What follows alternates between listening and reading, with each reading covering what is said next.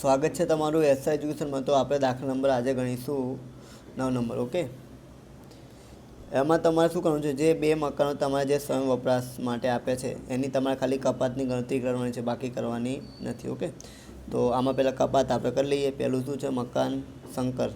શંકરમાં પહેલાં સ્ટાન્ડર્ડ આવે। સ્ટાન્ડર્ડમાં તો શું કરવાનું, તમારે ડેશ, કારણ કે આપણે જે ગ્રોસ પ્રોફિટ આપ્યું ને ચોખ્ખું વાર્ષિક એનું કરવાનું 30%, બરાબર ને। તો 30%ની રકમ તો છે જ નહીં। હવે લોનનું વ્યાજ, લોનનું વ્યાજ તમને અંદર આપ્યું છે, કેટલું છે, પહેલામાં 1 લાખ રૂપિયા। કેટલું?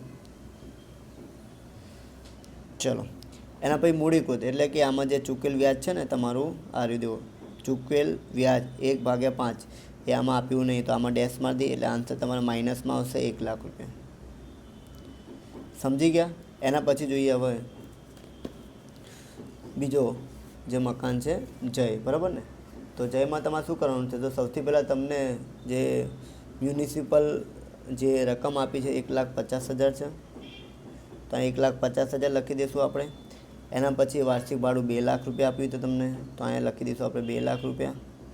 એમાંથી જે વધુ રકમ એ તમારે લેવાની, એટલે 2 લાખ રૂપિયા વધુ છે। પછી સ્ટાન્ડર્ડ રકમ તમને આપી છે કેટલી, 1,80,000। સમજી ગયા? એમાંથી ઓછી રકમ લેવાની, 2 લાખ છે કે 80,000, તો 1,80,000 ઓછી રકમ। સમજી ગયા? એમાંથી મળવાપાત્ર વાર્ષિક ભાડું તે રકમની નીચે તમને આપ્યું છે 1,86,000। સમજી ગયા? એમાંથી વસૂલ ના થયેલું, એટલે કે ભાડુઆતને જે સગવડ આપી છે ને તમારે, એના જે ખર્ચા છે એ તમારે માઇનસ કરવાના તમારે, એટલે માઇનસ કરશું એટલે તમારો જવાબ આવશે અહીંયા 1,74,000। સમજી ગયા? રકમ 1 અને સ્ટેપ 1 સ્ટેપ 2ની રકમ લે। સ્ટેપ 1માં આપ્યું છે આપણે 1,80,000, સ્ટેપ 2માં આવ્યા આપણે કેટલા, 1,74,000, અને આમાંથી જે શું હોય વધુ રકમ તમારે લેવાની, એટલે 1,80,000। સમજી ગયા? એમાંથી ખાલી સમયનું જે ભાડું છે, તો એમાં 1 માસ લખ્યું છે, બરાબર ને।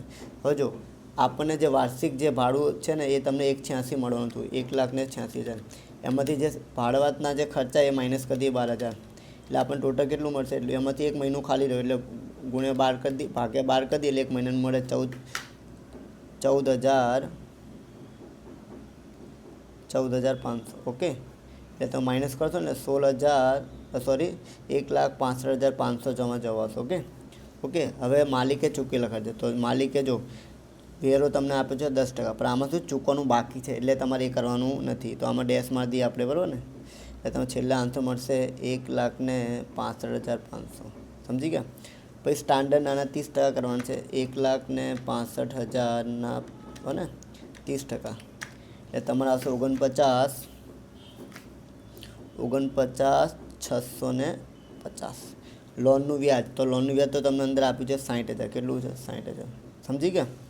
પછી મૂડીકૃત બી આપ્યું છે તમને, કેટલું છે? 30,000।